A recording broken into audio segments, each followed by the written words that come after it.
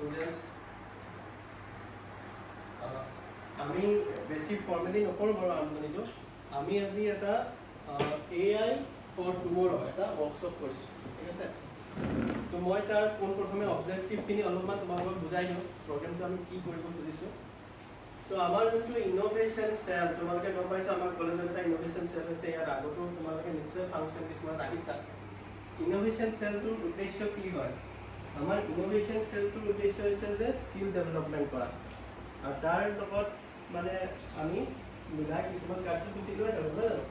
কেতিয়াবা আমি কেইজনে কৰা হয়, ফাইনেল উদ্দেশ্যটো হৈছে এমপ্লয়মেণ্ট, কেনেকৈ আমি কিবা চাকৰি জীৱিকাৰ কাইলৈ কৰিব পাৰোঁ। ইয়াত এটা ইম্পৰ্টেণ্ট বস্তু কি আছে, AI। আমি সবেই AI বুলি শুনি আছোঁ, আৰু তোমালোকৰ কোনোবাই হয়তো মোৰ AI লেকচাৰ আগতে শুনিছা চাগে। কাৰোবাৰ ইকনমিক্স, কেমিষ্ট্ৰি, NCC কোনোবা ডিপাৰ্টমেণ্টৰ কৈছোঁ ইয়াৰ বিষয়ে। তাৰ বিশেষকৈ কি ধৰণৰ ভাল চাইড আছে, কি ধৰণৰ বেয়া চাইড আছে, ঠিক আছে। তো আমি AI কেনেকৈ স্কিল ডেভেলপমেণ্টত সহায় কৰিব পাৰে, তাৰ থ্ৰুদি কেনেকৈ এমপ্লয়মেণ্ট জেনেৰেট কৰিব পাৰে, তাৰ কিছু উদাহৰণ আমি ডেমনষ্ট্ৰেশ্যন এটা প্ৰট'টাইপ ৱৰ্কশ্বপৰ থ্ৰুদি আমি দেখাব খুজিছোঁ। Department of geology, next miss Dharitri Devi Nath, তিনিগৰাকী ডিপাৰ্টমেণ্ট অফ জিঅ'লজিৰ ষ্টুডেণ্ট। তো জেনেৰেটিভ লাৰ্ণিং কি হয় সেই বস্তুখিনি নিশ্চিত বা কি কৰিবা। তাৰপিছত ৱৰ্ক ফ্ল' কেনেকৈ বনায়, যেনেকৈ মই ক'লোঁ for the next 30 minutes, and we will try to make it as much interesting, আমি যিমান পাৰোঁ সিমান ইণ্টাৰেষ্টিং বনাব চেষ্টা কৰিম, and worth your time. So let's get started. Good morning everyone, but before we begin I want to ask everyone a question. আজি ৰাতিপুৱা আপোনালোকে শুই উঠি পেলাই প্ৰথম কাম কি কৰিলে? I think I know.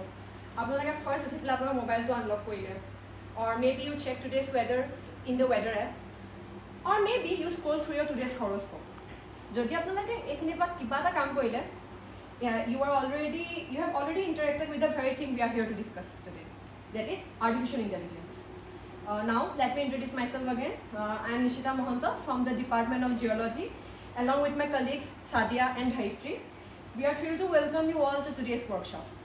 Today we aren't just looking at a code, we all are looking at how data transforms into decisions that shape our today's world. And these are the main points that we will be discussing throughout the workshop. So let us not waste any more time and connect with our presentation. For the beginners in the room, let's demystify the term AI. Artificial intelligence isn't about robots taking over. It's not like that. Robots could never take over humans. But it's a set of tools or technologies that empowers computer to learn, reason and perform tasks that usually requires human intelligence.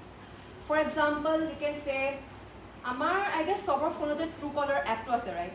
Aru Truecaller app ketiaba amar spam calls ahe, aru Truecaller app automatically amar spam call bo block koi diye ba mute koi diye jate ami disturb no ho. That's how AI works actually. It learns what a scam calls looks like and hence decides to hide it so that we don't have to. From driving economic growth to supporting scientific research, AI is the engine of modern innovation. One of the daily examples we can say, যেতিয়া আগৰ পুৰণা দিনত আমি সবে paper maps use কৰিছিলোঁ ক'ৰবাত যাবলৈ হ'লে, কিন্তু আজিকালি আমাৰ ফোনত সবতে নেভিগেশ্যন এপ আছে, লাইক গুগল মেপছ বা মেপছ, আৰু it identifies your face even when you put on your glasses or a hat. I need to recognize the three of us. Below, আমি দেখিব পাৰিছে আউটপুট ওলাইছে, যদি মই স্ক্ৰীনত ওলাইছোঁ আমাৰ মেচিন টিচিবল মেচিনে মোক আইডেণ্টিফাই কৰিছে, চিমিলাৰলি মোৰ পাৰ্টনাৰ যেতিয়া ওলাইছে তেতিয়া আমাৰ মেচিনটোৱে তেনেকৈ আইডেণ্টিফাই কৰিছে। বাট এতিয়া কৰিলে আমি লগালগ কেতিয়াও বুজি নাপাওঁ, কিন্তু আমি যেতিয়া ঘৰত গৈ ৰিভিজন কৰোঁ, ছেম বস্তুটো ৰিপিটেটিভলি পঢ়োঁ, আৰু আমি ছেম ৰিয়েল লাইফ এক্সাম্পলছৰ লগত যদি আমি মানে তালমূল যদি মিলাই লওঁ, তেতিয়া আমি অট'মেটিকলি আমাৰ সেই হাৰ্ড টপিকটো বহুত ইজি হৈ যায়। সেইটোৱে জেনেৰেটিভ লাৰ্ণিং হয়। This makes and helps to remember information for a longer period of time. So, learning by thinking, connecting, and understanding. That is, the recall means the process of remembering something we already know. So, আমি যে noodles বনাওঁ, obviously first time পানীখিনি boil কৰিব লাগিব। তো আমি পানীখিনি boil কৰিব উঠাই দিলোঁ। So, আমাৰ ব্ৰেইনটোৱে অট'মেটিকলি সেই পুৰণা ইনফৰ্মেশ্যন লৈ আনে যে আমি ফাৰ্ষ্ট পানী বইল কৰিব লাগিব। Second comes integration. Means connecting old knowledge with the new knowledge. এতিয়া পানীটো অকলে বইল কৰিলে নহ'ব, আমি নুডলছখিনি দিব লাগিব, আমি something even more exciting. What if AI could actually take actions by itself? That's where agentic learning comes in. Agentic AI refers to systems that can observe, analyze, decide, and act with minimal human intervention. Unlike traditional AI systems that only provide suggestions, agentic systems can respond immediately based on situations. Think of it this way. কয় আজি বৰষুণ হ'ব পাৰে generative AI কয় এইটো লোৱা agentic AI কয় মই ফ্লাড ৰিস্ক ডিটেক্ট কৰিলোঁ তো মই অলৰেডি এলাৰ্ট মেছেজ চেণ্ড কৰিলোঁ so instead of only thinking the system automatically perform actions and honestly that's both cool and slightly scary is our flood prediction system using anything automation. The AI collects environmental data, analyzes it continuously, and automatically sends alert depending on the risk level. The second example is smart agriculture. In smart farming, AI can monitor soil moisture and weather conditions, decide when irrigation is needed, and automatically control the water supply.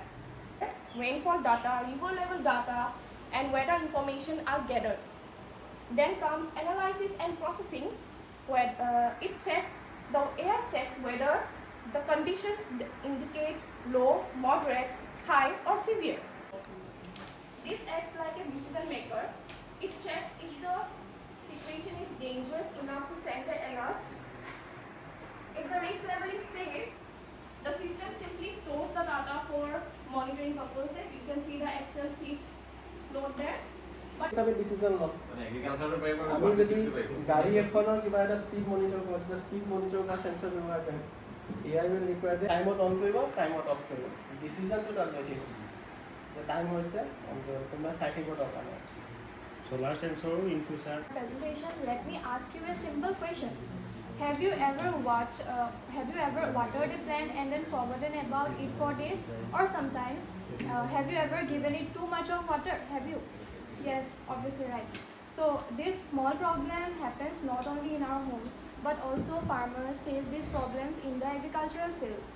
So, because too little water can dry the plants and too much of water can also damage the plant, and which also leads to the waste of resources.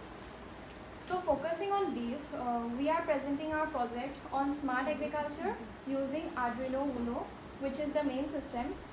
And it is a simple system that can water plants automatically when they actually need it. এই flowering টাবটো মানে already পানী দিয়া আছিলে যেতিয়া সেন্সৰটো তাৰ পৰা অপৰাই দিছে তেতিয়া মানে পানীটো ফ্লো হোৱা বন্ধ হৈ গৈছে আকৌ যেতিয়া সেন্সৰটো দি দিছে তেতিয়া মানে অপৰাই দিওঁতে পানীটো ওলাই গৈছে আকৌ সেন্সৰটো ভৰাই দিওঁতে পানীটো ষ্টপ হৈ গৈছে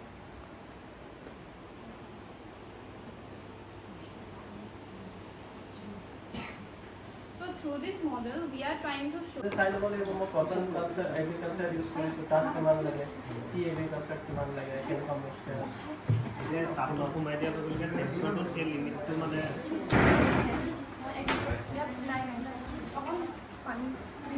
এটা কাম কৰোঁ নি আমি গোটেই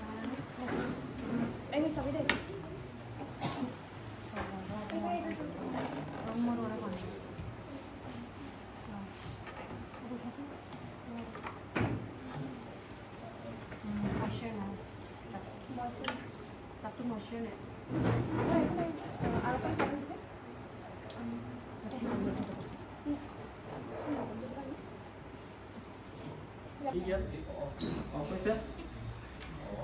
মইশ্চাৰ কম আছে তাপটো